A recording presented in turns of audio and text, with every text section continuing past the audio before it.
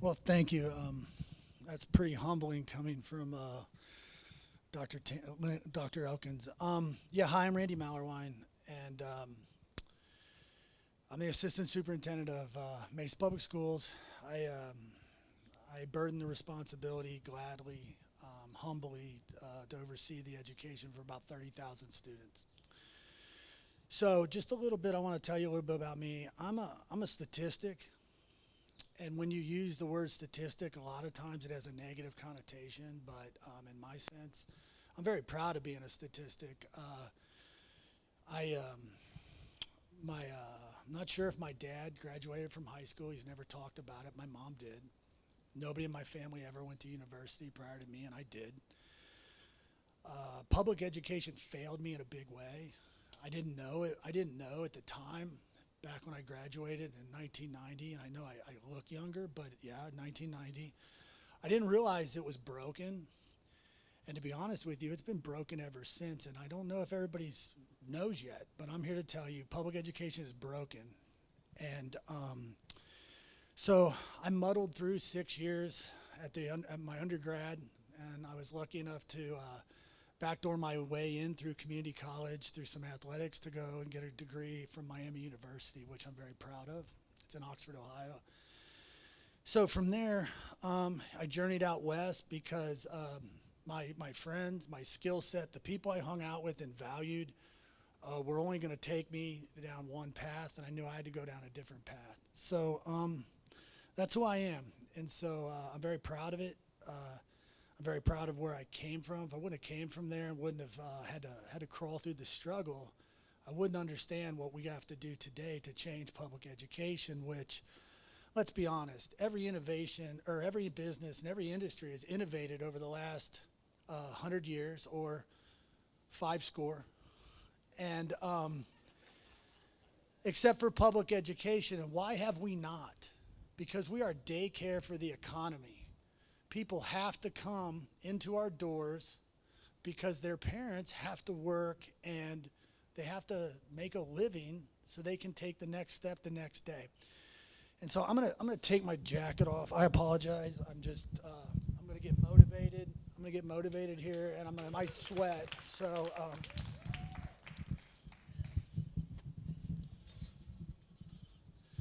that's the background on how I ended up here today, and I'm humbled to be here with such great think partners. I've learned a lot from the people that have shared today. So I want to talk a little bit about the vision that I believe in, and I have a team here today. And this team that I have today, we operate with no titles.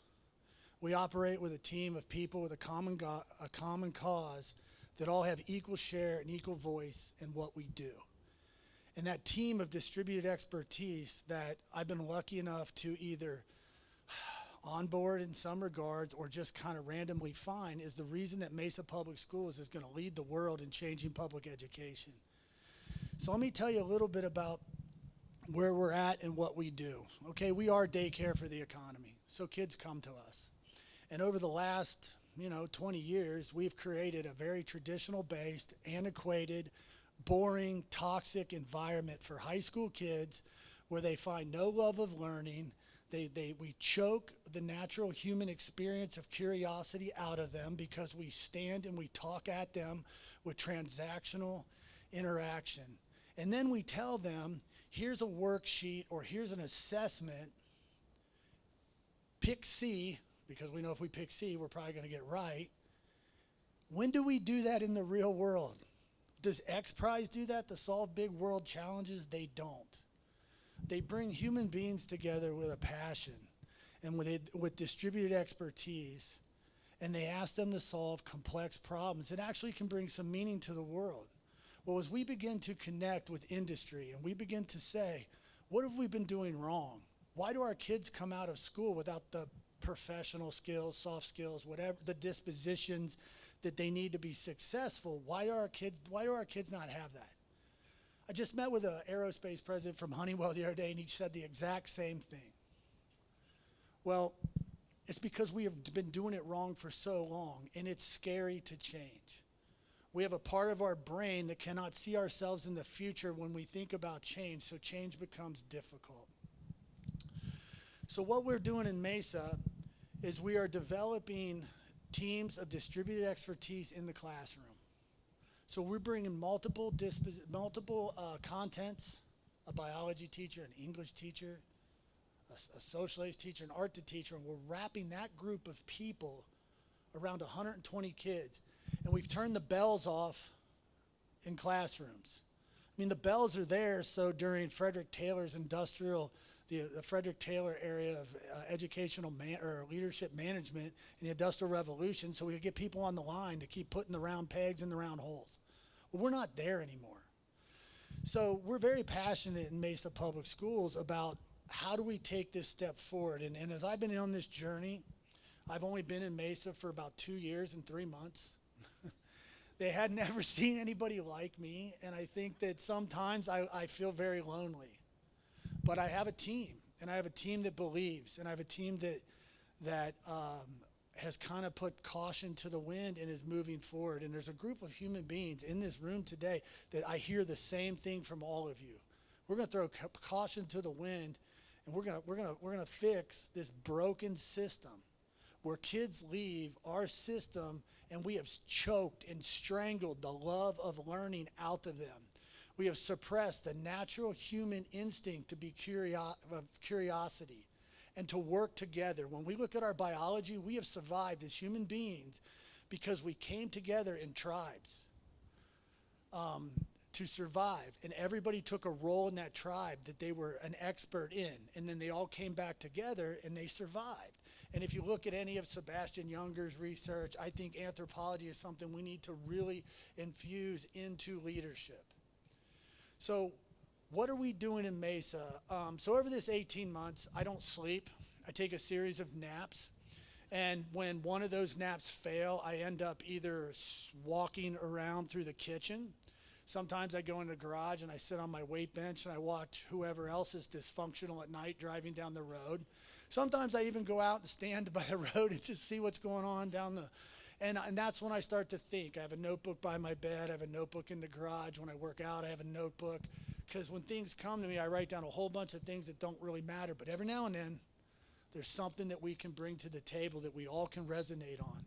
So over this period of time, here's what I've come to believe education needs. We talk all the time about culture and conditions. And so far, education has done this. District office is going to put these compliance-based systems in place for leaders. And then what do the leaders do? Well, then we're going to shift and put the compliance-based system in front of teachers and staff. But in the classroom, let's be creative and innovative, and let's do some things that inspire kids. How do you go from compliance to creativity? Compliance stifles creativity. We have choked the love of teaching out of our teachers through compliance. We have stripped them of their natural human right to implement their heart in the classroom and really care about what they're doing. And why do we do that? We do that for fear of, well, what's the state going to say? Well, what's the district going to say? When has the state or the district ever came into the classroom and said anything? Right? We have perceived barriers that we are scared to just knock down. I don't even really think about them sometimes because we're so passionate. The team that I am lucky enough to be a teammate on, we are so passionate that we're going to go. And we're going to go and maybe people get mad at us and they tell us, oh, you can't do this. And then we go, we're sorry. We keep doing it because it's the right thing to do. And sometimes, and I just came to this, and I'm going to probably go out there on a limb, but I've been talking to some key members of the team that I get to work on. I said, guys, it's time to pick a fight. Sometimes to invoke real change, we have to pick a fight. And we are going to start to stand up for what we believe. And we are going to continue to push together for what we believe. And so really quickly, and I know I'm going to go over, Dr. Tanton said, you have 10 minutes. I said, maybe. I wasn't really sure what I was going to say when I got up here, but I wanted to talk to you about the passion that we bring to the table in Mesa. So here's what I've been trying to do from my level, the influence that I have, and I'm humbled to have it. Every day I got to come in and I got to earn my title. That title has not been bestowed on me, and it's not a lifelong appointment. If I don't earn that title, then they need to push me somewhere else and let me go do something else. So I'm going to earn that title, and I'm going to earn it by doing this. We're going to establish the right mindsets and dispositions for leaders to lead. And then we're going to give them the freedom and responsibility to let teachers take back their profession and teach into the space of competencies with teams of distributed expertise. And then we will figure out at the end, what did they learn? And then we'll fill in some gaps if we need to. And then from there, we're going to give our teachers the freedom and the responsibility to work collaboratively, to co-design and co-create lessons that inspire our students to live into that space of curiosity where we all really feel human. Like when we are searching for something we care about, we feel human. And then what does each classroom need to look like? And I've narrowed it down to kind of 4 things. I know I'm talking about a very complex system in a very simple way. But I don't know if it's complex as we really think it is. Here's the 4 things. We want every human being in our system to have agency and voice and choice. When you take away a child's voice, you are creating a class system of oppression. And there is no voice and there is no choice in public education. And we have our marginalized communities that come to our schools every day with very little voice and choice where they live. And then we strip them of their voice and choice in education, and we wonder why nothing has changed. And then we are going to create learning blocks with cultural and societal relevance. How does that content, how does this work look in the real world? Why do what I'm trying to learn, why does it matter? And how do I see myself in this learning? How do our marginalized community, how do our kids of color, how do they see themselves in the learning? You cannot see yourself, you cannot create a level of belief of something better. I was lucky. I looked like most of the kids I went to school with, and although I had a different story, I sometimes could see myself in it. But what do we do about our kids that can't? And then we are going to create environments of intentional collaboration that produce our 4th thing, and that is complex outcomes. We have to stop teaching kids what to think and start teaching them how to think. So when we all feel like we're going to end up locked down in our homes because this tragic virus, there's toilet paper on the shelves, but there's no canned goods. Because we know we got to eat. And I looked at that, and I'm like, why are people buying toilet paper, not canned goods? I feel like I need to eat when I'm stuck in my house with my family. But I wonder if we all listened to something and didn't really know how to think. So we're going to create those 4 things in learning blocks. And we are going to give leaders freedom and responsibility. We're going to give teachers freedom and responsibility to take back their profession and love what they do. And then we are going to give our kids freedom and responsibility within their learning so they can choose and they can work together and they can think.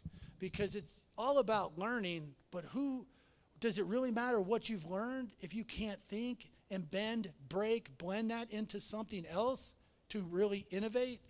This world is accelerated, and I love X Prizes up here because I'm a big Peter Diamandis fan, and I do believe science is going to save the world, but it can't save it without thinkers.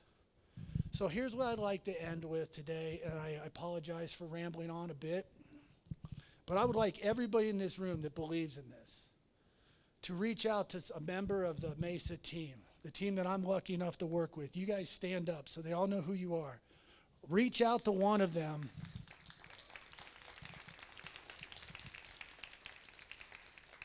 And please, please, use your context, use your intellect, use everything at your fingertips to join us in this fight to reinvent, redesign public education, because the world deserves a better place for our children to come to learn how to think. So when they leave this space, and business is different, they can pivot and just roll because they know how to collaborate. They know how to problem solve. They know how to creative think. They know how to interact. And they have confidence.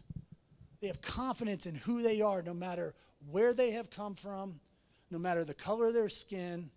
And no matter the fears that they have, because we all have them, they will come to the table wherever they go, because we have created psychologically safe environments where kids have voice, and that'll just carry into the workforce. And that's my belief, and that's my journey, and I'm not taking a backward step off of it. And when Mesa Public Schools sees this, they know me. Thank you for your time. I'm humbled to be here.